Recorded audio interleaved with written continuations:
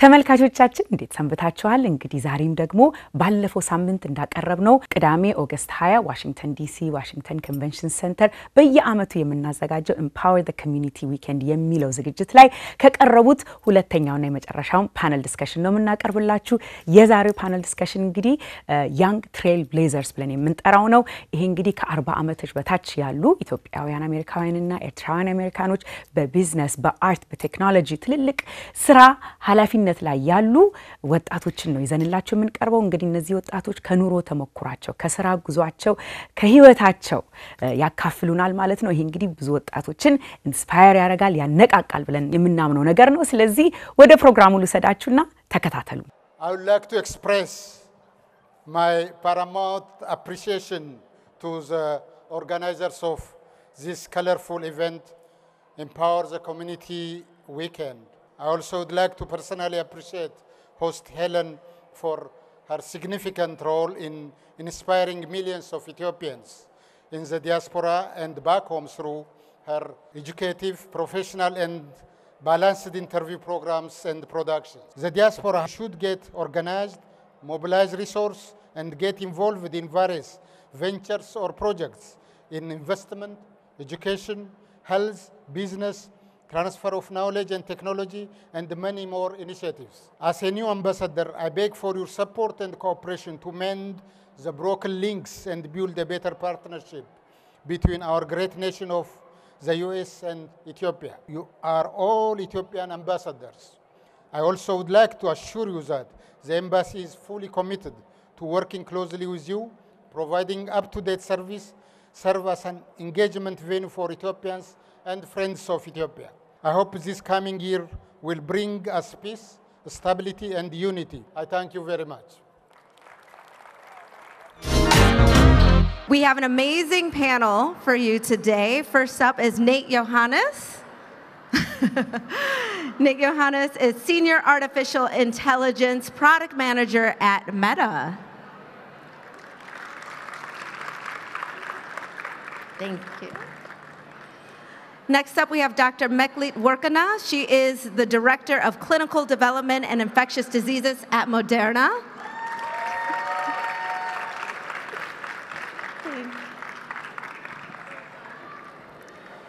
And next up, we have Taraku Shifra. He is a New York-based artist who explores mark making, addressing the physical and metaphysical spaces of painting and social structure.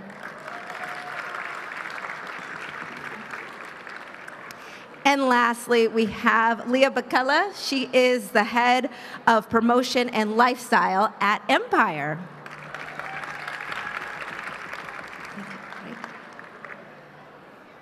All right, thank you all for being here. We're excited to hear your stories. I'm going to start out just with some general questions for you all. Let me get to them here. My questions are on my phone, so don't think that I'm social media. I'm not on Instagram right now. This is actually for you. So I just want you all to give us a brief background on yourself and then the current role that you have. Leah, why don't we start with you? My name is Leah Bakella, and I am the head of promotions SVP for Empire Distribution. I grew up here and in Ethiopia, actually. I grew up right here in Silver Spring, and yeah, I'm excited to be with you guys today. Thank you for having me. My name is Tariku Shifaro. I grew up in Los Angeles, born in Ethiopia, grew up in LA, and I live in New York currently. And I'm an artist, a visual artist, painting, installation art, as well as sound. And I'm excited to be here with you guys. Hi everyone, my name is Meklit Workana. I am born and raised in Addis Ababa, Ethiopia. And I am an internist and infectious disease physician by training. And I'm currently a director of clinical development at Moderna in infectious diseases.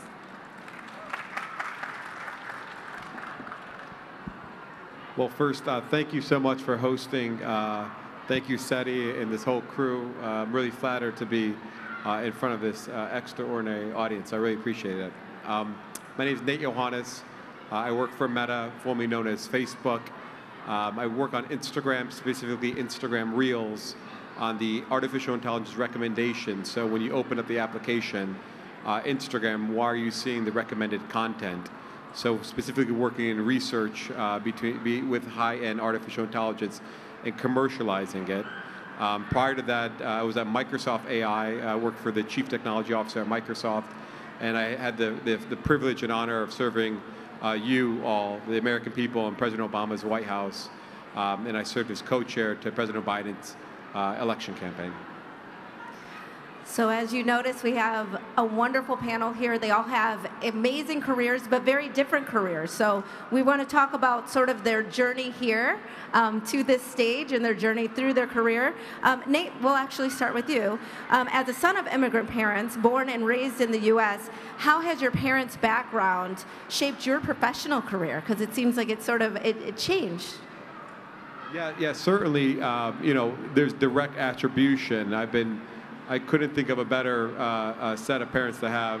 Both my mother and father have provided an exorbitant amount of love and have really set the standard and precedent for how we could be good humans. And I inherently believe that in the world that you live in, I've worked in finance. I have my law degree. I was a lawyer, worked in finance, and then the government and high growth technology.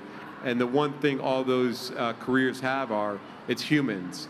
It's those soft skills and leading with empathy and having care and passion for those around you that have been really has set me up for success. Of course, there's always room for growth.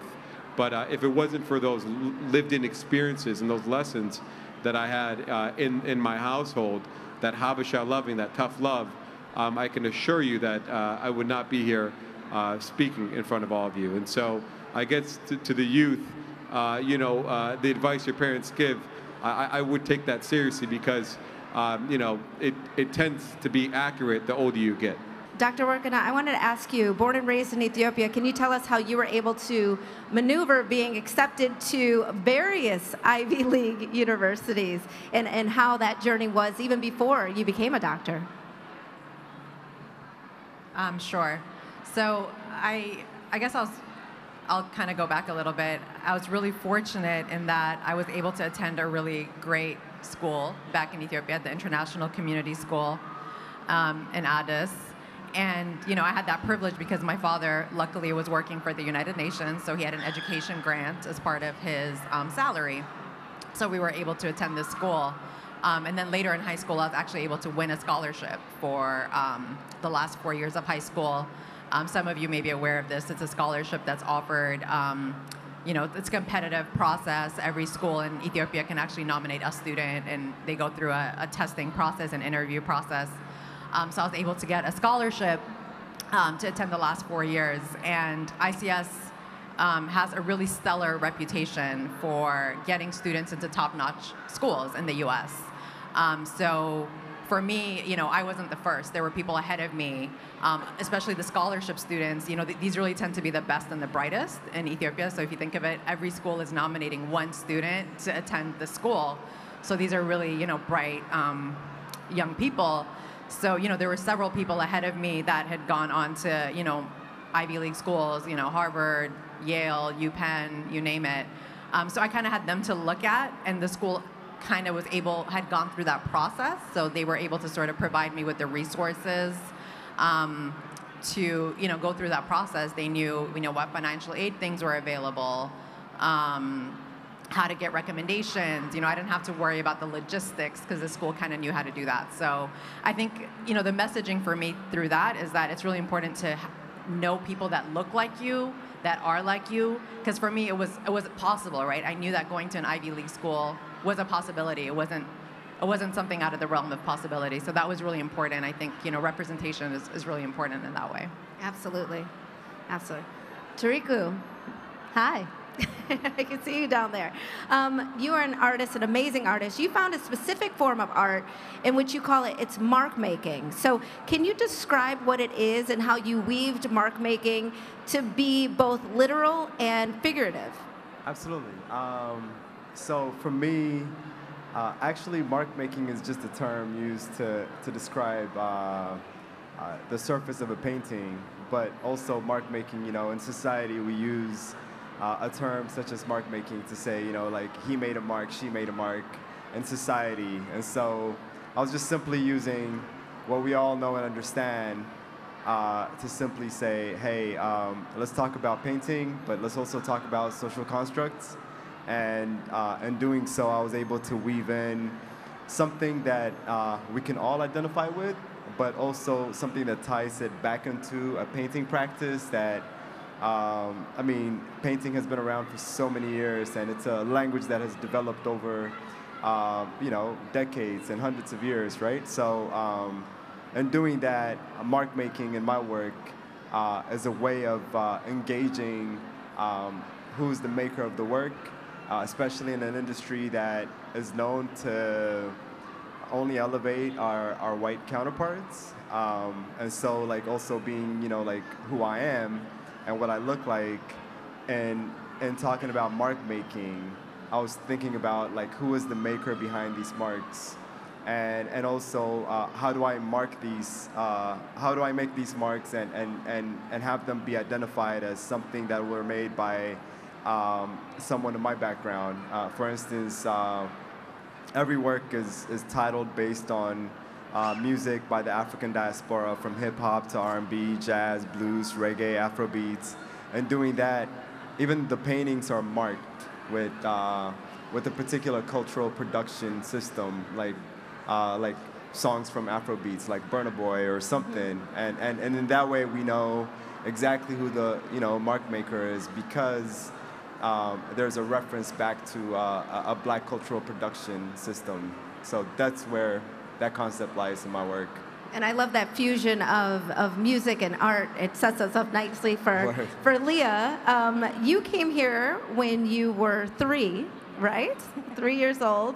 But then you went back to Addis, correct? And then you went to high school there. I did. So talk about your formative years being in Ethiopia and how that shaped your trajectory so far, especially now working in the music industry. It definitely shaped who I've become actually as a person, and I wouldn't have it any other way. I think living out there for those 4 years, which are, you know, pretty crucial years as a teenager, you know, growing up. And I was fortunate enough to also go to international school, where I didn't only go to school with Abashas or Americans. I went to school with people from all over the world. And just being in that environment definitely taught me how to get along with so many different types of people. But not only that, it just definitely grounded me growing up there, or going to high school there at least. And it made me very strong in my faith as well, and which is something I carried through my whole entire life. Yeah, so that's pretty much it. Just following up with that, because I know that even when I started doing this, being a reporter anchor, it was a foreign concept. You know, my parents didn't really understand. They said, be an engineer, and I said, I'm going to be a reporter anchor. So how was it for you talking to your parents and trying to decide what it was that you were going to do? Did you ask them before you decided to get into marketing and PR and music business, or was it just like, hey, Mom, I'm doing it? Well, shout out to my dad. Actually, he's here sitting in the We should front. ask him. I know, right?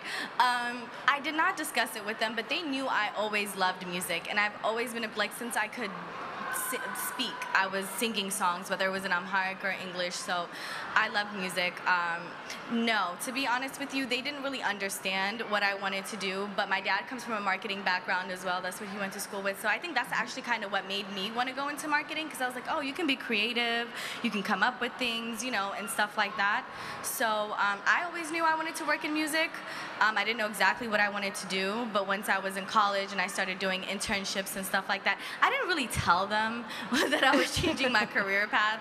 My dad just assumed I was going to go into like political PR and you know, maybe work for the State Department or something like that. So they just kind of saw what was happening as I was graduating and stuff like that. And there were times where they were concerned, like, how are you gonna like survive? What are you gonna do? Like, this doesn't make sense. This is not a real job. But then, you know, over time when they saw me, you know, kind of breaking artists and breaking records and stuff like that, they're like, oh, okay, this makes sense. Yeah, and I think that's important too for many of the younger people in this generation to hear that too, is that, you know, our parents just want what's best for us, do. But sometimes, you know, when we're here in the States, there are new opportunities that maybe they've not heard of, such as, you know, what you're doing right now, or social media. No one heard of that, what, 10 years ago? That's why you Nate, should thanks always for that. follow your gut, for sure. So following your gut, and I think, you know, being successful, always, no matter what it is that you're doing, trying to be the 100%. best in your field, normally that calms everyone down. And I will actually always say that. My dad has told me since I was like 4 years old that you can do anything that you want, whether you're a boy, a girl, it doesn't matter, and just be the best at it. Whatever you do, just be the best. So I didn't have too much pressures into like what I should go into, just to be honest. Nate, for you, how have you been able to leverage your law degree in the tech world? And you've been in several different worlds. You've been in government and now tech. You have a law degree. So how has this degree sort of helped you maneuver all these different fields? Well, a couple things. My parents only gave me 4 options.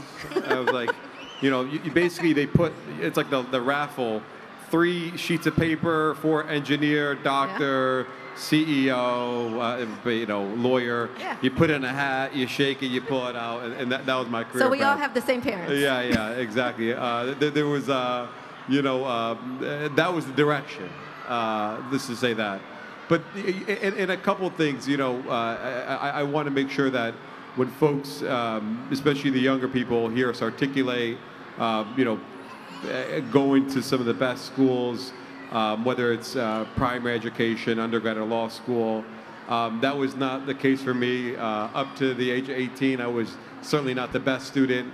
You know, in college, I transferred from a community college to a decent university and a strong law school, but there was definitely a J curve in that journey, and I'm glad it's worked out.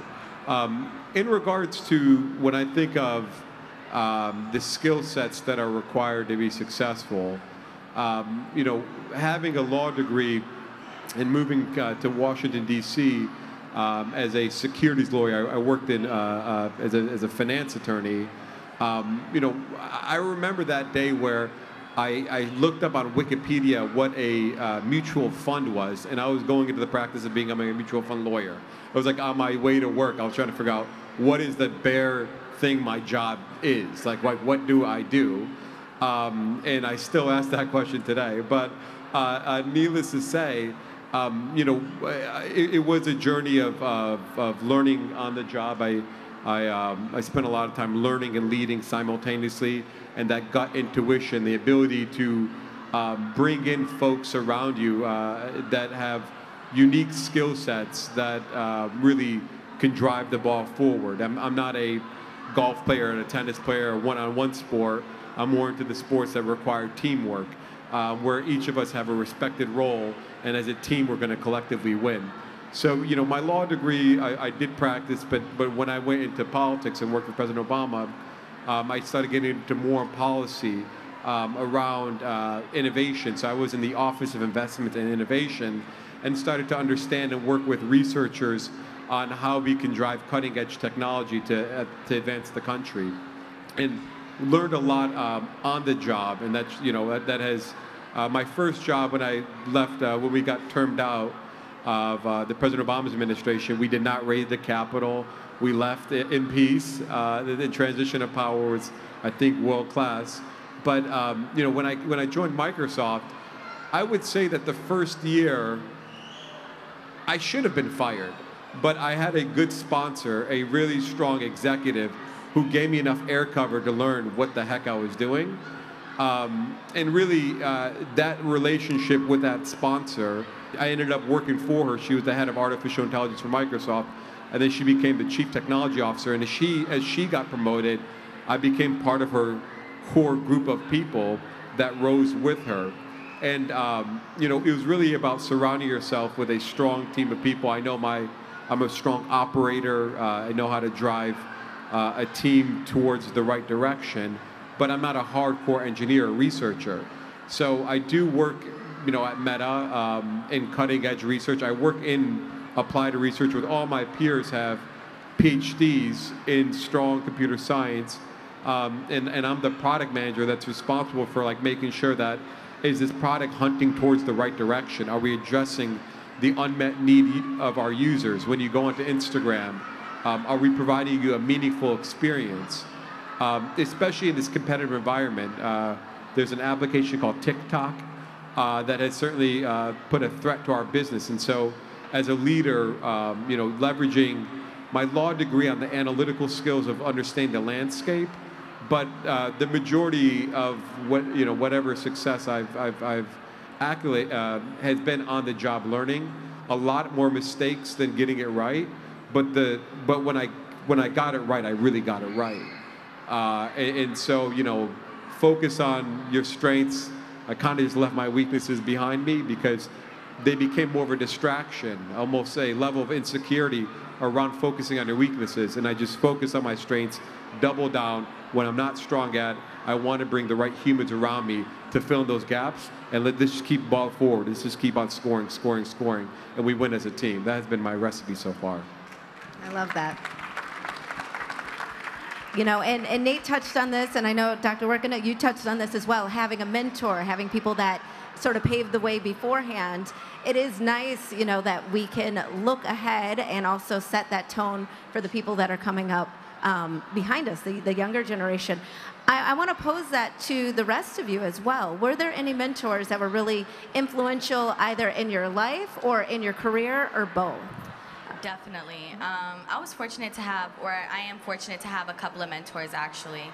One is a woman who was actually head of promotions at Def Jam, and she was my first boss. She gave me my first check when I was an intern at the radio station, and I met her there, and I was like, "Ooh, this is cool. Like, I don't want to do radio, but I like what you do." And she just kind of took me under her wing, and she fired her street team person and hired me, and I was just getting accounts and stuff like that after that. So that actually kind of helped start my career, and definitely having her as a mentor has helped me gain other mentors as well, and it's been amazing. And when people do it right, you and I just noticed right before the panel that I used to host a radio show in Rochester, New York, WDKX. Yes. And you've done work.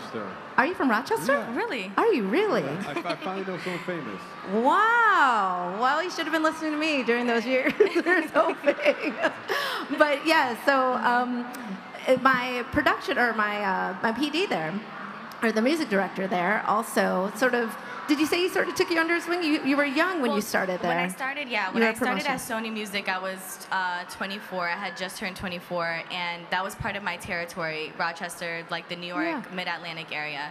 And so he was one of the stations that I would work. And what makes Andre very different is that it's a family-owned radio station that's been in his family for generations, going back to his great-grandfather. And through there, I became friends with his daughter, who's about, around my age, but that's also good relationship practices, which is very important in what I do. It. Yeah, absolutely. So. We'll talk about the Rochester connections a little bit later. There aren't many normally, so it's sort of funny that there's 3 on one panel. But for you, Tariko, did you have a mentor that was instrumental in making you the artist that you are, or were you just always an artist? No, I don't think any of us could create ourselves. Definitely had a mentor, a few, many actually, over time. But the most important one I had was coming out of high school between 11th grade, 12th grade. That was the most important moment of my life. That's where I decided to be an artist. So I had this commercial arts teacher who sort of got me into this rhythm of like making work, but also asking questions in society about, starting with like the PA system that was in our class that would announce, things and happenings, and eventually he disconnected that, and he was just like, "Yo, don't let the system tell you what to do or how to think," and that sort of just changed my life forever.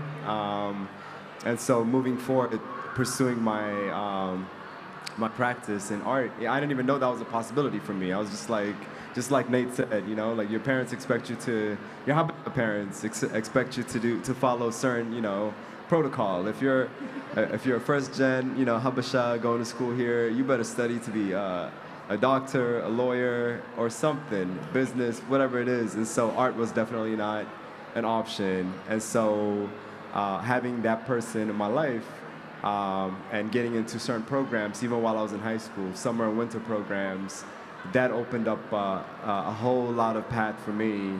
And moving on into like colleges and as I went on to study, I had, acquired so many different mentors and different people that have, opened up the path for me, or at least understand the path, I think that's the common denominator here, is that it was the work behind the passion. So even if it was something that was atypical or something that was a new concept, because you were doing the work on your own, because you were finding the mentors, because you were doing the extra work outside of school, it sort of shows the passion, and then you get successful, and then really no one can say anything because, success is great.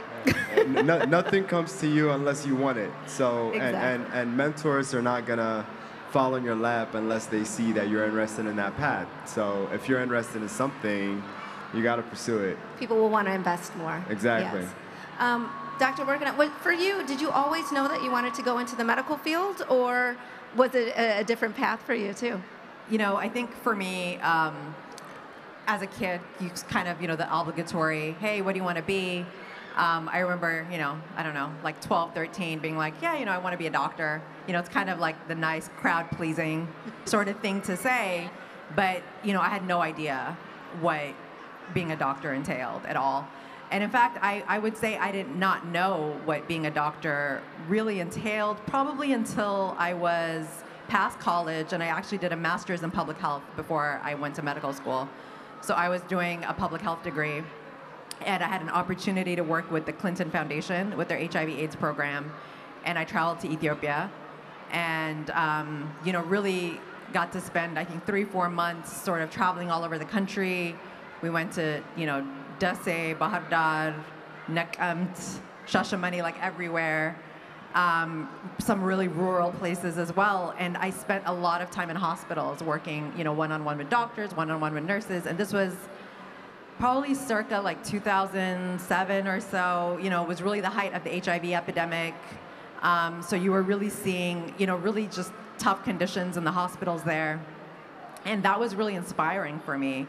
And, I think as a kid, I was always a strong student, but I leaned more towards the social sciences, actually, than the natural sciences, except biology. I loved biology.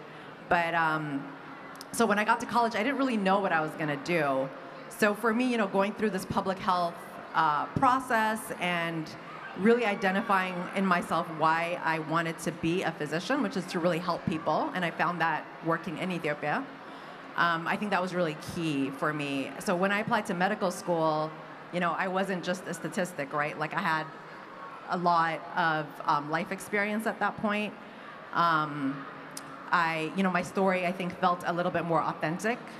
When I was interviewing, for example, I had something to talk about during my interviews. My story made sense. So I think all of that was really important and, allowed me to get into really good medical schools as well.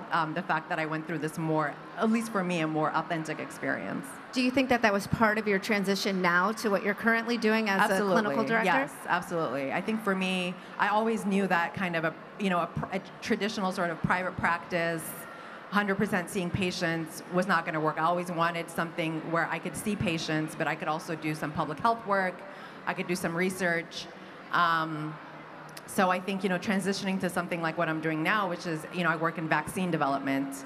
It fits right into sort of public health and research and doing global health work, and, addressing health inequities and disparities. So I think, that definitely led me to where I am now. So absolutely. Nate, I wanted to ask you something that we all want to know. How do we become a presidential appointee? Like, what do we have to do? Well, first, hear the doctor and all the great work she's doing. I'm like, I work at Instagram. It makes me really think about meaning of life and purpose. Thank you for your contributions in science. It's really great to hear about, the cutting edge and what you're leading on vaccine, especially during this time of, I guess the monkeypox is the new flavor of the week. I guess so. So, emerging, yes. But a presidential appointment. That's an art, not a science. That's for sure. When I came down to D.C. And I was representing industry, industry that actually was going through a healthy level of scrutiny. I was a Wall Street lawyer during the financial crisis, and a lot of the organizations we represented really, caused some challenges to society.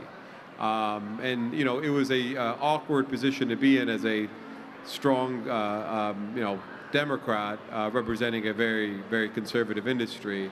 But I stayed true, specifically around the mission and the relatability of President Obama and his journey, and I think the lived-in experience of everyone in this building that's here today. To have a Kenyan, a child of a Kenyan immigrant, and living in a Caucasian environment, I could relate a lot to being a Eritrean refugee, but growing up in a predominantly white Jewish neighborhood, and his story about identity and developing as a man is something that I admired, and I actually felt within. There's a level of relatability.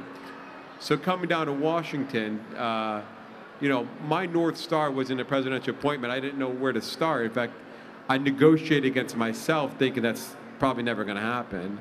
But I met a group of folks, and they became part of my social circle. And one of my closest friends' father is one of President Obama's best friends and served in his cabinet.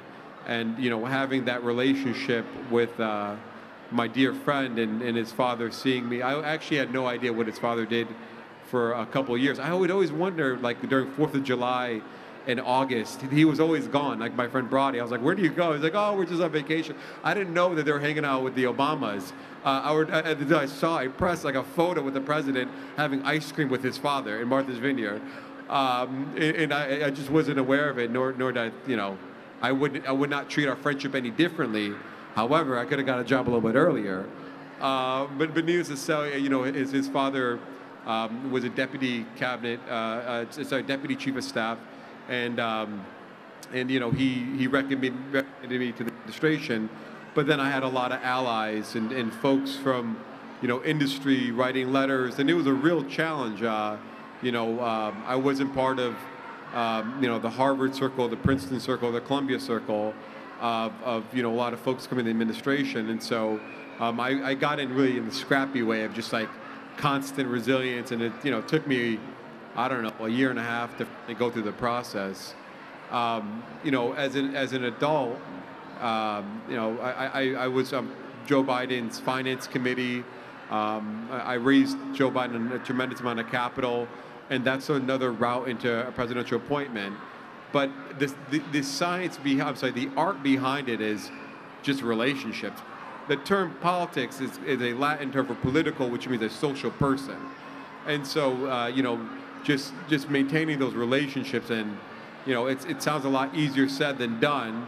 But, hopefully the stars align, and that resilience and that grit and that transparency, and also helping folks out as well, returning the favor. I think the mentor-mentee relationship shouldn't be so a mentor is helping you out throughout your journey. You should also return the favor as much as possible to your mentor as well throughout that path. And so, the presidential appointment is based on just relationships and contacts and resilience like no other. Just like the grit of I want it, let's get it. It may not happen, but I can say that at least I tried. And if it's in your purpose, it's probably going to happen. Got it. Thank you for that. Leah, I can imagine that, those relationships have been instrumental for you as well, because you are navigating one of the toughest industries that there are out there. I don't know if people really understand how hard it is to get to the level that she's at in the music industry. So how has that been for you, navigating this industry at a young age and achieving this much success so far? Well, thank you, first and foremost. Well, for me, my journey was a little bit different in a sense where I was already kind of doing this while I was in college. Like, I was interning everywhere. I worked everywhere for free, you guys. Like, I was like, you guys need help? Great, okay. Can I get college credit? If not, that's fine, you know? So I was doing that where I got to meet a lot of people, and I just kept my head down and I kept working, and people noticed over the years. So when I graduated, I got a job at an independent label, but I was still doing my contracting work, which barely paid, and it was like maybe $1,000 a month or something like that. But I was still doing it just to keep those relationships and to continue to build those. So, and I say, you know, we hear people say that there's no such thing as good luck, but it's preparedness meets opportunity, and I think that's pretty much the perfect storm for me. I was definitely prepared because I've been working for, you know, doing this for quite a bit, and then when there was an opportunity that opened up, it wasn't like, you know, it was on LinkedIn or there was, you know, a posting online, because trust me, I used to check every single day, and it was word of mouth. So the person who hired me at Sony, she just called around different radio stations asking, like, who is a young person, you know, in Chicago who has good relationships, who's able to do this job, and she told me everybody pointed her in my direction. So she ended up calling me. We had a great interview. She flew out to Chicago, and we had a good interview. Then I flew to New York to interview with her boss. And once I interviewed with him, he was like, oh, no, Chicago's too small of a market. Like, we want you in the home office, which is what, you know, generally you see people like in the Midwest or in different territories who are in their 30s, and they don't really get to New York, the #1 market, and in the home office until they're in their 40s. I was fortunate enough to do that at 24, which has helped me, you know, kind of grow in my career as well, so. Congratulations. Thank you.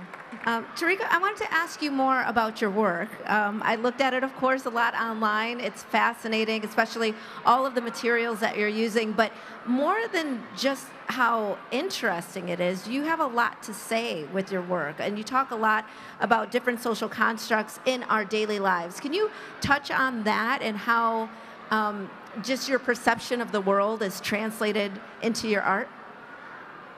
Sure. So yeah, abstraction is definitely not easily, I guess, understood within our communities. Oftentimes, when people think about art, they're immediately thinking about paintings, but most importantly, especially within our community, they're also thinking about figuration, right? Like figures sitting in a space, in a place. So there's not really a lot of conversation around abstraction, which is what I do, abstract art. And if it is, it's thought of as decorative, right? And so with my work, I'm thinking about just like the history of art making. The history of art making consists of everyone else that has made art before this day, you know, like in history. And you know, when we look at like art history, we're thinking about Western art history specifically, and I can't help that that's like what I'm raised in to understand also.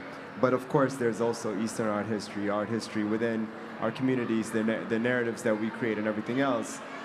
For me, in making this work, I'm thinking about engaging Western art history specifically from the mid-20th century. Like that's when the U.S. after World War II became like the center of the art world, where we start thinking about, if you look at society, in any particular society, the leading nation or the leading group of people usually have the arts also, you know? Like, if you look at Europe, you know, Paris was the center of art for a while. Before then, it was Italy, the Renaissance era.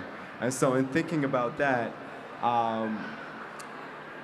New York was that place for a long time, and in New York, the conversation was around a lot of white male artists who are thinking about certain ideas, and the conversation is very internal. The conversation is often, you know, we did this, but it's not for the common people, and that's how art has been for a very long time. So entering into my work, I lean into these tropes, these, you know, histories where I make these painterly gestures, and then I sort of use these redactive forms to engage it as a way of talking about the mark making I was referring to earlier. but also the social construct, right? Like the idea that I can make something very similar to this mid-20th century Eurocentric art,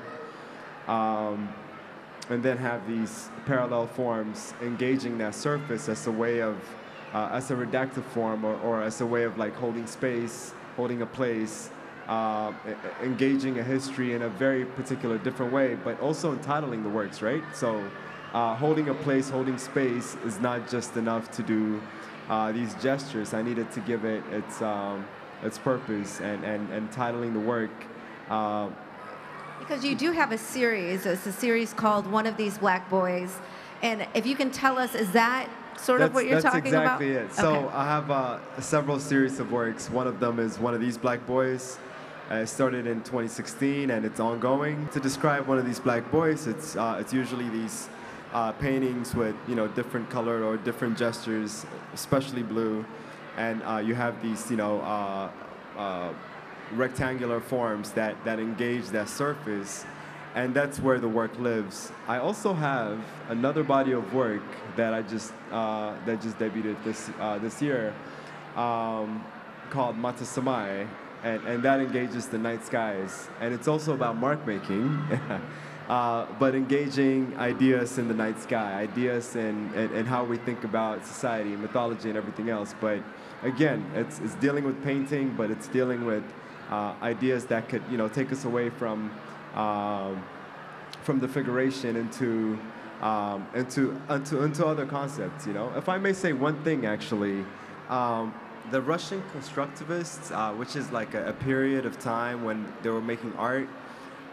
During a particular regime, the government actually stopped them from making these abstract works, just these geometric abstractions, because they challenged the way the infrastructure of the government had led the people.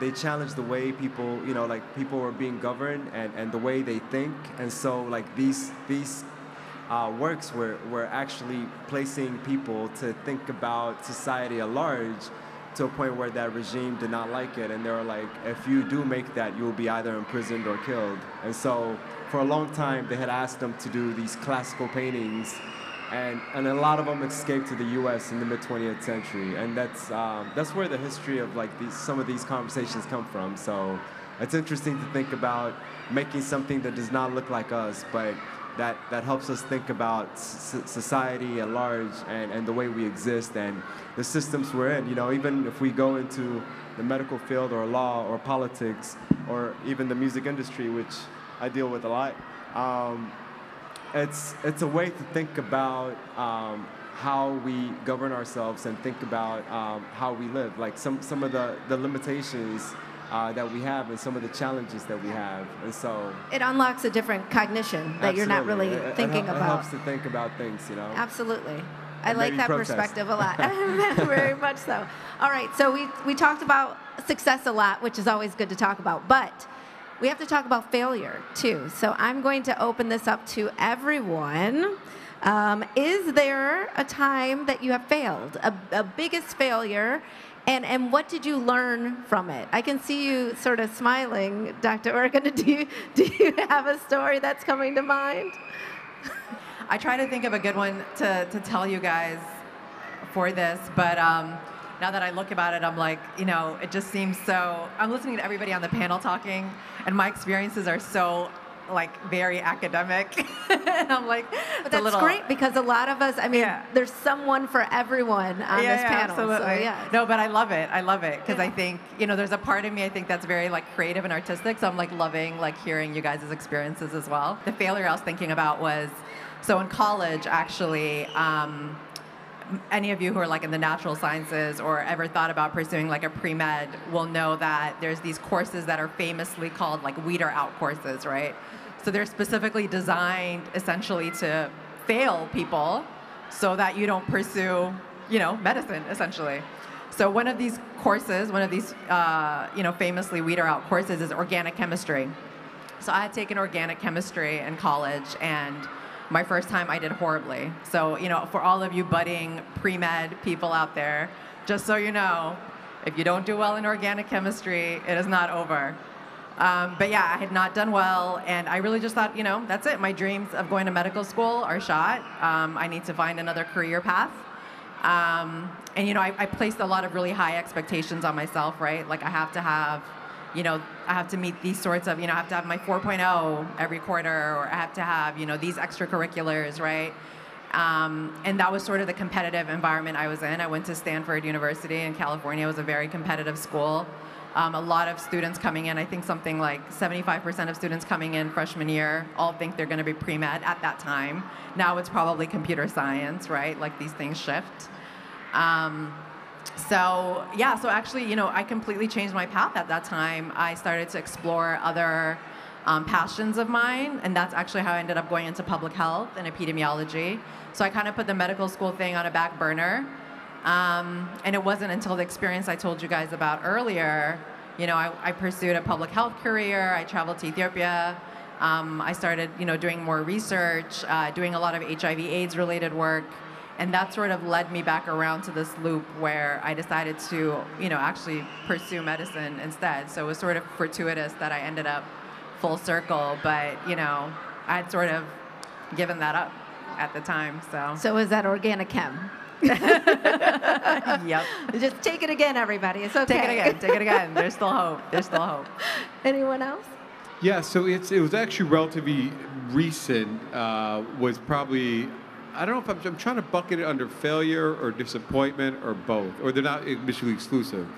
But at least for me, over the past, I think it concluded about 5 months ago, but over the past year, I was negotiating joining a very successful technology investment firm, and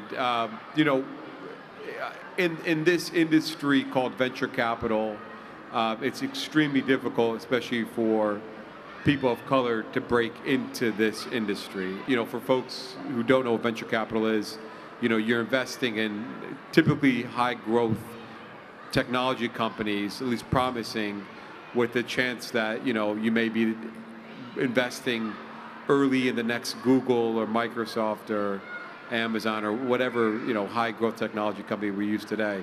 This firm is one of the most reputable, and I spent almost about a year negotiating what my role would look like in this space, and they kept on trying to,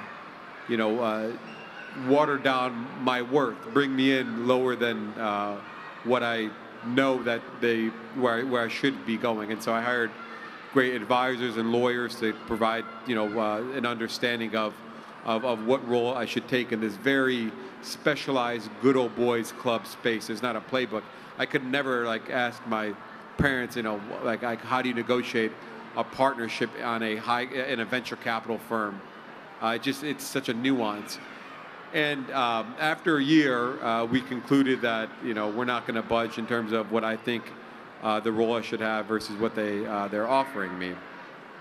And that was a real hammer blow because those don't come around often. And what I learned was, I don't know if it was a failure, but I'm never going to invest that much time to working for somebody else. I spent months of my life trying to work for somebody else, and I just will never do that again. Of course, I do work for somebody else at Meta, but the amount of energy and resources I put to working for this firm, when I look back on it, I'm like, I just will never spend that much human energy on the dream to work for somebody else. The idea will never happen. And what it told me was you got to wake up and eventually start your own thing. No one's going to pay you more than yourself, Nate. I know that for a fact that I will pay myself more than any other human will. So, I'm starting to think about my next role, my next starting a company. But, I turned that failure to lessons learned, actions that you're going to take and moving forward with it. But, in hindsight, it was the greatest lesson that I've had. The black person negotiating with the good old boys club, I'm going to return the favor and have a much more profitable fund than they ever will. what I love about that too is that a lot of that comes just from age and experience, right? You don't know that when you're first starting out. So as we are wrapping up this... You know, we're Yeah. Habesha, you know, we hold a grudge. So I am going to return the favor. I won't say that's not true.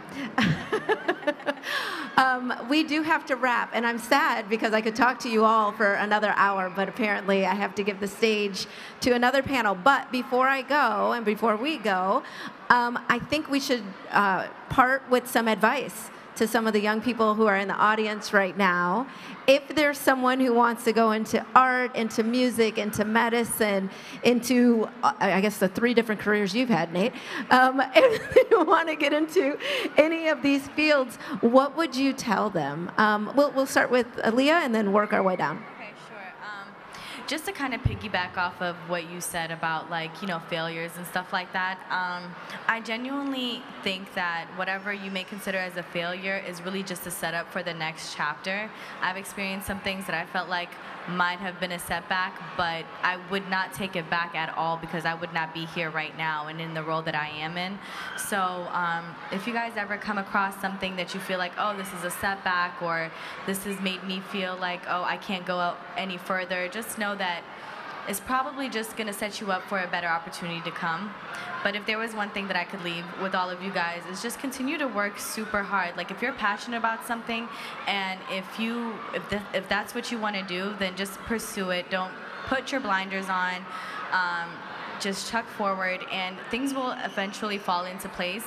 Also, try and reach out to people like as you see us here, like, you know, I'm super friendly. I like talking to people. I love giving advice. I have people that I mentor. Feel free to come up to me, get my email or anything like that, and just ask questions and build relationships, because your network is your network.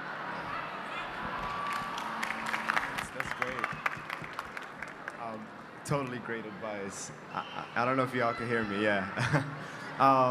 For sure. I totally agree with failures. We all experience it. It's how we bounce back. One of the things for me has been not showing up to New York 4 or 5 years earlier. And I used to think that was like, I missed out a lot. But I realized that the time that I spent toiling back in LA before I got to New York has helped me a lot. It has helped me be more aggressive. And pursuing it even when I went for my master's in New York. And so that helped a lot. So one advice I would leave is that you gotta be so focused on the things that you're interested in. If you have a dream, learn how to turn those dreams into goals so that they could be a reality. And so if you got a dream, just, you know, bring it down to something that you can manage. Figure out like what are the things that you gotta do to make sure that that dream happens. And when I showed up to New York 9 years ago this month, I was like, it's impossible for me to fail. I have to do this. And I was reading books and I was encouraging myself. I had, 5 jobs, 2 unpaid internships, and 3 gigs that sort of paid for my, for my bills and stuff living in LA. And so my journey to New York was a really tough one. So when I showed up in New York, I had no time to play. I was just like, yo, I'm making up for lost time. So that was my failure and success story. But my advice to anyone who pursues in anything that you might be interested in is that, the power flows where the focus goes. I think, Ephraim, you've heard that before. Focus on the thing you want, turn it into goals. I always say that. Goals without action, they're just dreams. We don't want to be dreaming forever. Very good. Find your passion. I think finding your passion is really important. I think it's really important to invest a lot of time in doing that first before kind of trying to craft a career, right? Like figure out what makes you wake up in the morning, what really motivates you. And meet people, I think for me, like coming to events like this, talking to people, sometimes people would tell me, maybe, I can't really help you with so-and-so, but maybe you can meet this other person, right? And I would go off and I'd meet that other person, and then that other person would be like, why don't you go meet with these 2 or 3 other people, right? And you're like, oh my God, I'm endlessly meeting with all these people, right? But you never know like which of these connections, maybe not even in that moment, but later on might come back to some sort of fruition, right? Some of the most interesting sort of positions I've gotten, jobs I've gotten even, have been from people that I met 4 or 5 years ago, you know, that kind of like came back full circle. They thought about me when something came up later on. Or, you know, vice versa. Sometimes you might be that connection for that person as well. So I think it's really important to kind of, you know, network with people, talk to people. Sometimes you get really, you know, good ideas about things that you could do even, right? So it's not even like looking for the next job or the next opportunity necessarily, but it's even, you know, an idea for something you could do artistically, right? Or musically. For example, for me, it was a lot of like research ideas, or even, you know, going into biotech, for example, right? Like this is not a normal career path that I followed. It's very non-traditional for a physician to kind of finish fellowship and training and not see patients 100% of the time and go work for a biotech company that's doing sort of like cutting edge research. And a lot of that just came about because, you know, I was open to talking to people and I knew there was something else. This is not quite what I want to do. Let me figure out what that is, even if the people around me are not telling me that.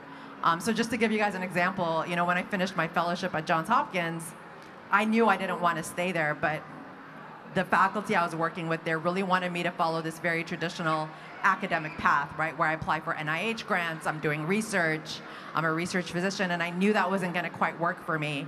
So I literally just like started going to panels, attending different things, talking to a lot of different people, and I ended up, through that process, going to the FDA prior to this job, and then eventually ending up in biotech. And now, I just got an email from my fellowship director last week saying, hey, would you be, you know, interested in coming back and talking to our current fellows about how, you know, you ended up in the position you're in now?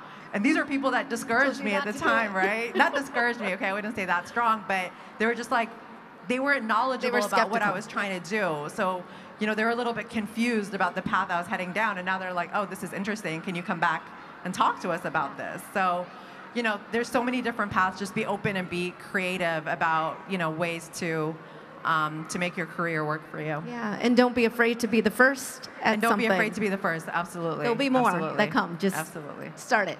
Yeah.